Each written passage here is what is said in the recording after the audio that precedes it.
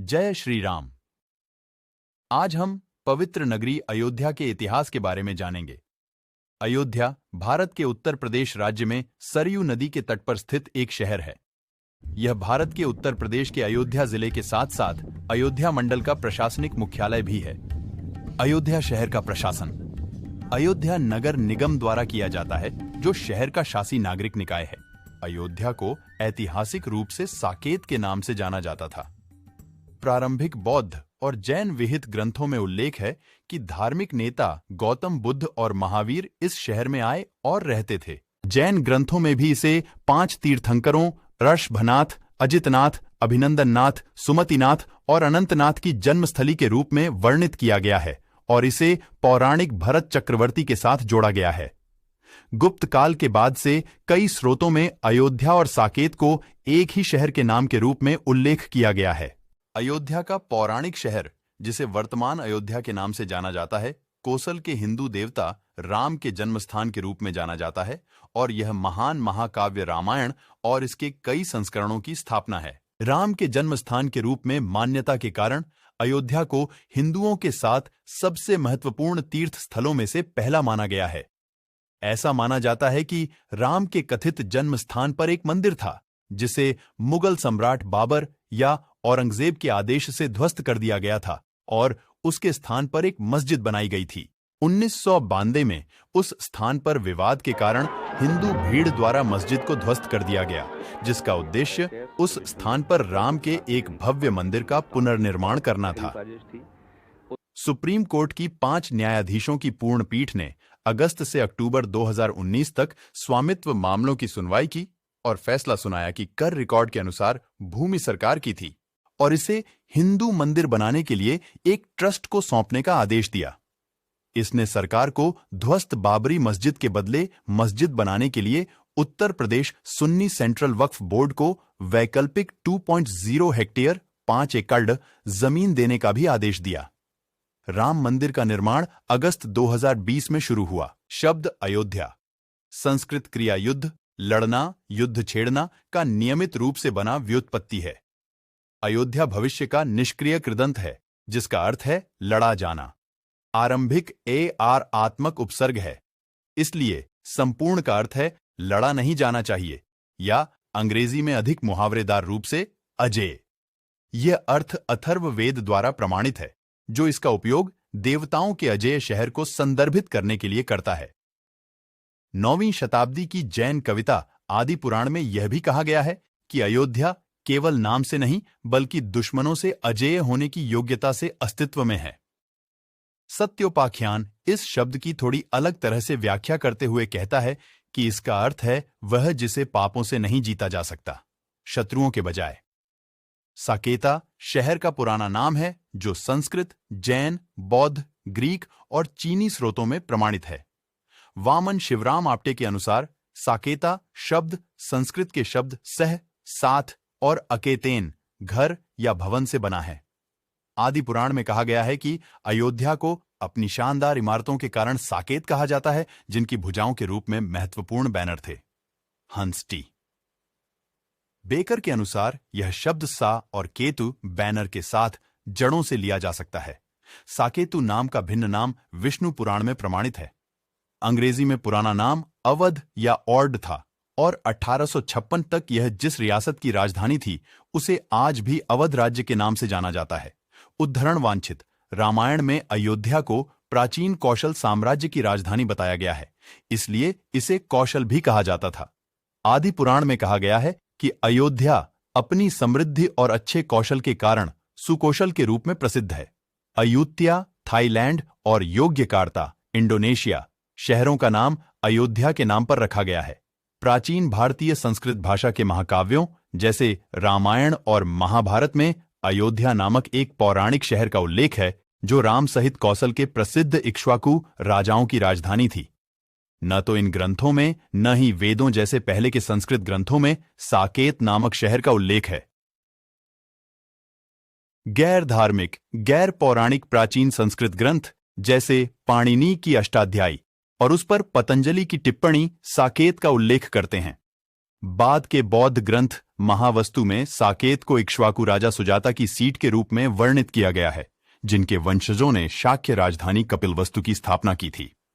4वीं शताब्दी के बाद कालिदास के रघुवंश सहित कई ग्रंथों में साकेत के दूसरे नाम के रूप में अयोध्या का उल्लेख किया गया है। बाद के जैन विहित पाठ जम्बूद्वीप पन्नति में विनिया या विनीता नामक शहर को भगवान ऋषभनाथ के जन्मस्थान के रूप में वर्णित किया गया है और इस शहर को भरत चक्रवर्ती के साथ जोड़ा गया है। कल्प सूत्र में इक्खागाभूमि को आर्षभदेव का जन्मस्थान बताया गया है। जैन पाठ पौमचरिया पर सूचकांक स्पष्ट करता है कि अऊझा, अयोध्या, कोसलपुरी, कोसल शहर, विनिया और सैया साकेता पर्यायवाची हैं। उत्तर विहित जैन ग्रंथों में औज झा का भी उल्लेख है। उदाहरण के लिए अवस्सागाकुर्नी इसे कोसल के प्रमुख शहर के रूप में वर्णित करता है, जबकि अवस्सागानिजुट्टी इसे सागर चक्रवर्ती की राजधानी के रूप में वर्णित करता है। अवस्सागानिजुट्टी का तात्पर्य है कि विनिया, विनिया, कोसलपुरी, कोसलपुरा और इक्खागाभूमि अलग अलग शहर थे।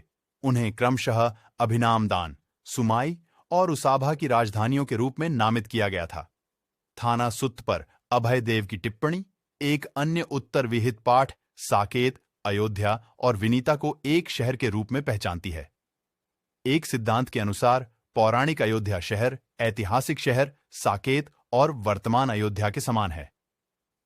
एक अन्य सिद्धांत के अनुसार पौराणिक अयोध्या एक पौराणिक शहर है और अयोध्या नाम का उपयोग साकेत वर्तमान अयोध्या के लिए केवल 4वीं शताब्दी के आसपास किया जाने लगा, जब एक गुप्त सम्राट संभवतः स्कंदगुप्त ने अपनी राजधानी स्थानांतरित की थी। साकेत और पौराणिक शहर के नाम पर इसका नाम बदलकर अयोध्या कर दिया गया। वैकल्पिक लेकिन कम संभावना वाले सिद्धांतों में कहा गया है कि साकेत और अयोध्या 2 निकटवर्ती शहर थे या कि अयोध्या साकेत शहर के भीतर एक इलाका था। साकेत के रूप में पुरातात्विक और साहित्यिक साक्ष्यों से पता चलता है कि वर्तमान अयोध्या का स्थल ईसा पूर्व 5वीं या 6ठी शताब्दी तक एक शहरी बस्ती के रूप में विकसित हो गया था। इस स्थल की पहचान प्राचीन साकेत शहर के स्थान के रूप में की गई है, जो संभवतः 2 महत्वपूर्ण सड़कों श्रावस्ती प्रतिष्ठान उत्तर दक्षिण सड़क और राजगृह वाराणसी श्रावस्ती तक्षशिला पूर्व पश्चिम के जंक्शन पर स्थित एक बाजार के रूप में उभरा। सड़क संयुक्त निकाय जैसे प्राचीन बौद्ध ग्रंथों में कहा गया है कि साकेत प्रसेनजीत या पसेंदी लगभग 6ठी-5वीं शताब्दी ईसा पूर्व द्वारा शासित कोसल साम्राज्य में स्थित था, जिसकी राजधानी श्रावस्ती में स्थित थी। बाद की बौद्ध टिप्पणी धम्मपद अट्ठकथा में कहा गया है कि साकेत शहर की स्थापना राजा प्रसेनजीत के सुझाव पर व्यापारी धनंजय विशाखा के पिता ने की थी। दीघा निकाय इसे भारत के 6 बड़े शहरों में से एक के रूप में वर्णित करता है। प्रारंभिक बौद्ध विहित ग्रंथों में श्रावस्ती को कोसल की राजधानी के रूप में उल्लेख किया गया है, लेकिन बाद के ग्रंथों जैसे जैन ग्रंथों नया धम्मखाव और पन्नवन सुत्तम और बौद्ध जातक में साकेत को कौसल की राजधानी के रूप में उल्लेख किया गया है। ऐसा प्रतीत होता है कि यह एक व्यस्त शहर है जहां यात्रियों का आना जाना लगा रहता है, इसलिए यह गौतम बुद्ध और महावीर जैसे प्रचारकों के लिए महत्वपूर्ण हो गया है। संयुक्त निकाय और अंगुत्तर निकाय में उल्लेख है कि बुद्ध कभी कभी साकेत में रहते थे।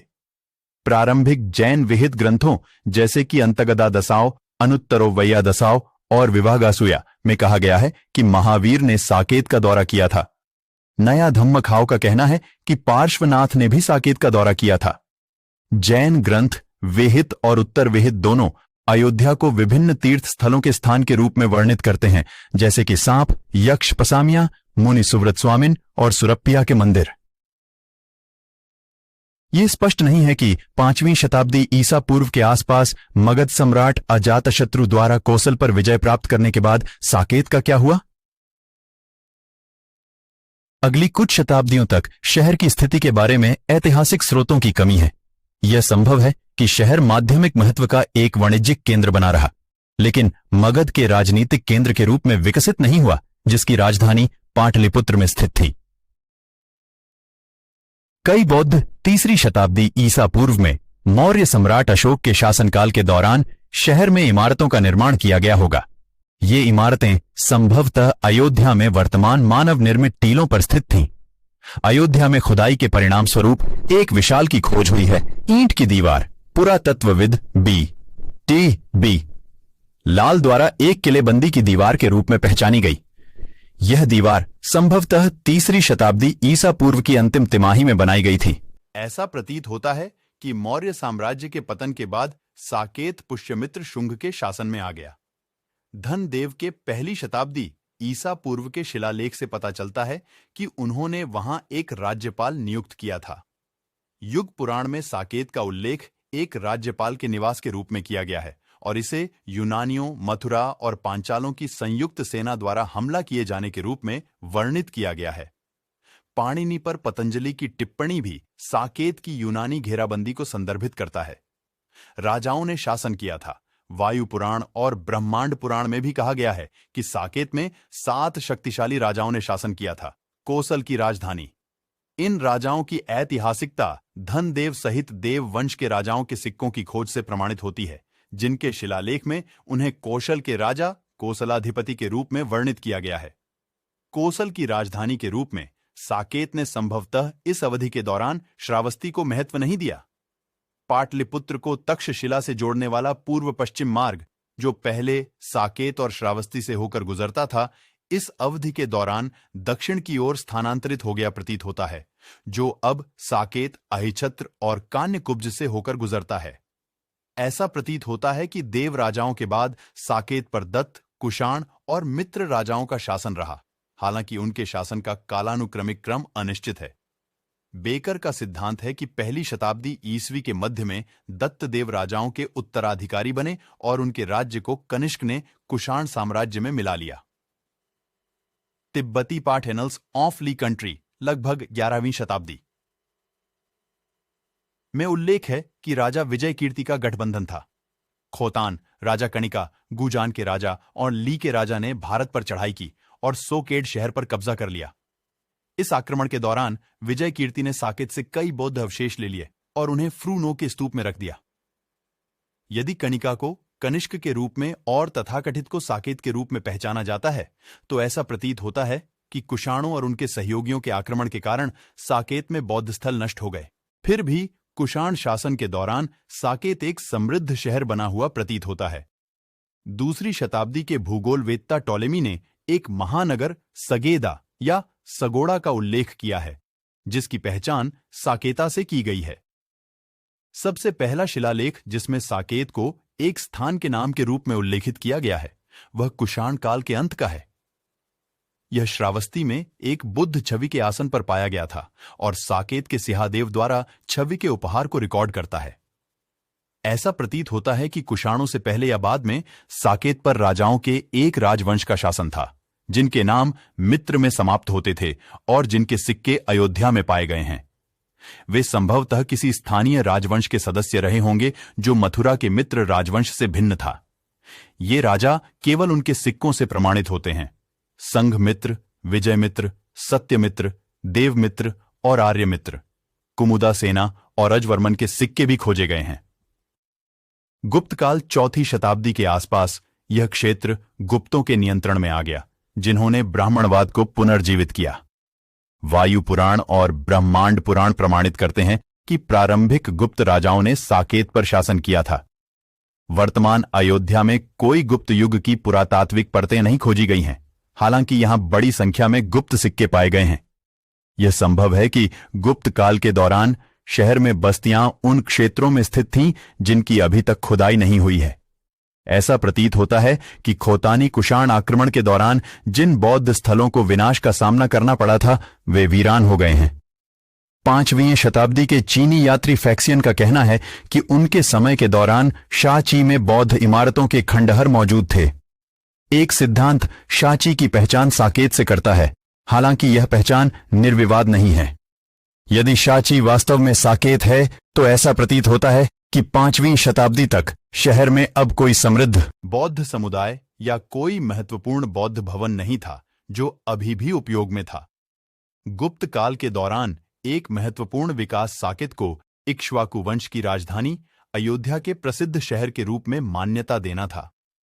कुमारगुप्त प्रथम के शासनकाल के दौरान जारी 436 ईस्वी के कर्मदंड शिलालेख में अयोध्या को कोसल प्रांत की राजधानी के रूप में नामित किया गया है और कमांडर पृथ्वीसेन द्वारा अयोध्या के ब्राह्मणों को दिए जाने वाले दान को दर्ज किया गया है। बाद में गुप्त साम्राज्य की राजधानी पाटलिपुत्र से अयोध्या स्थानांतरित कर दी गई। परमार्थ में कहा गया है कि राजा विक्रमादित्य शाही दरबार को अयोध्या ले गए। जुआनजैंग ने भी इसकी पुष्टि करते हुए कहा कि इस राजा ने दरबार को श्रावस्ती देश यानी कोसल में स्थानांतरित कर दिया था।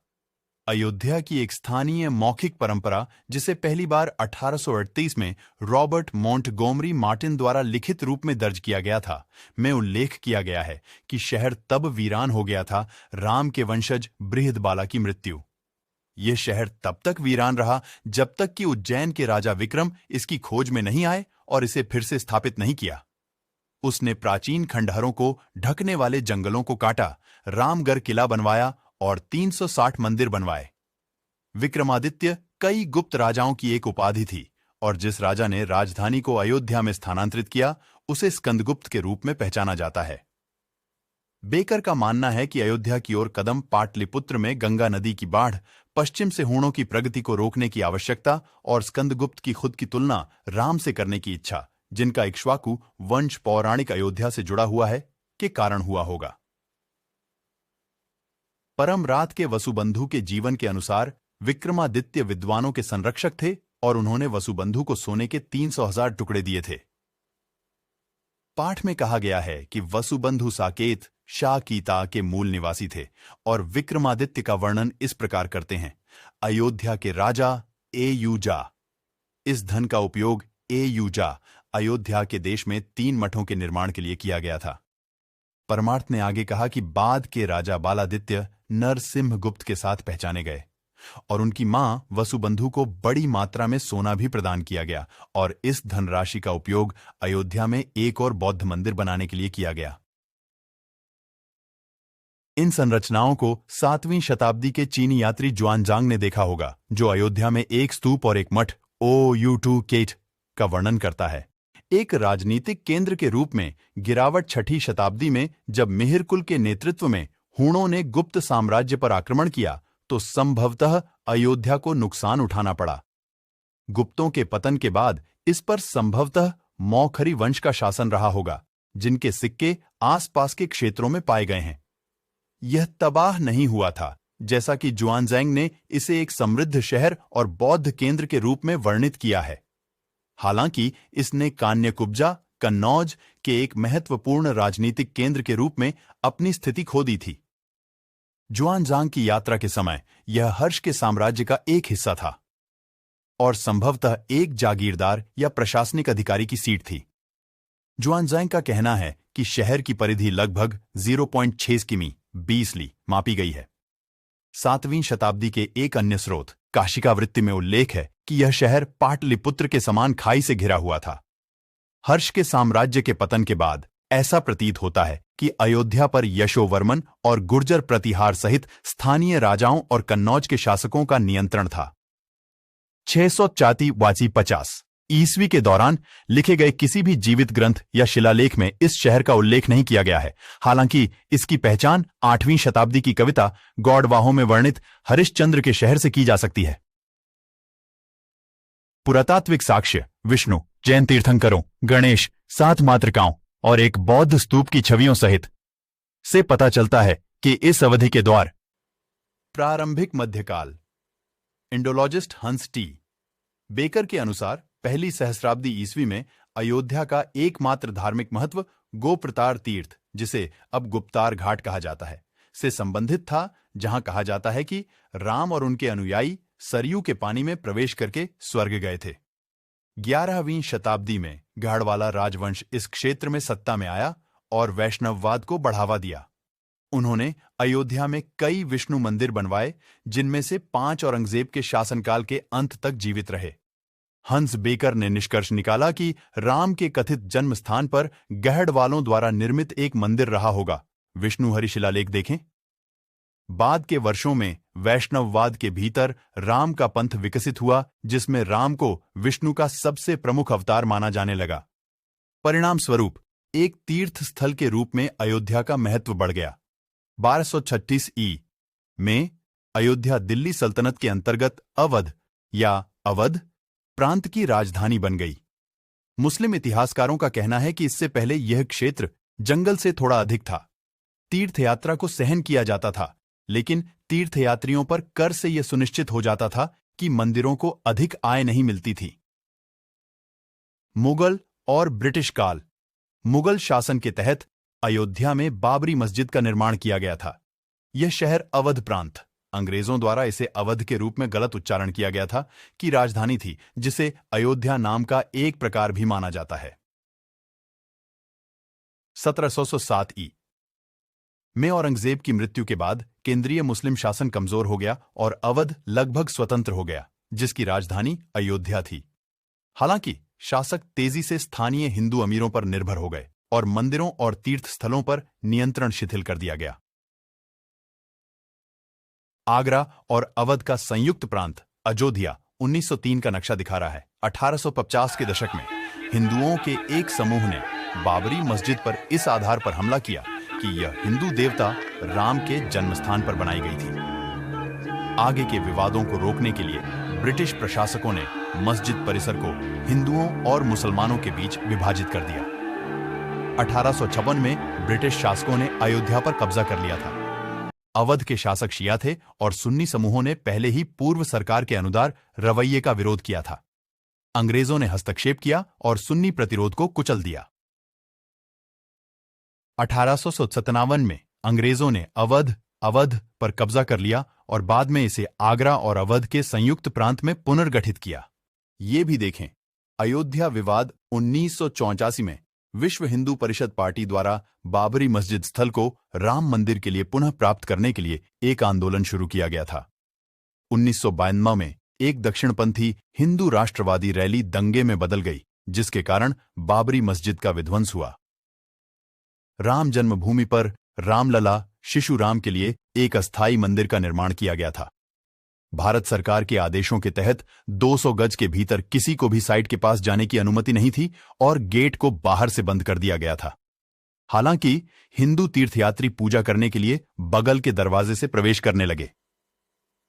2003 में भारतीय पुरातत्व सर्वेक्षण ASI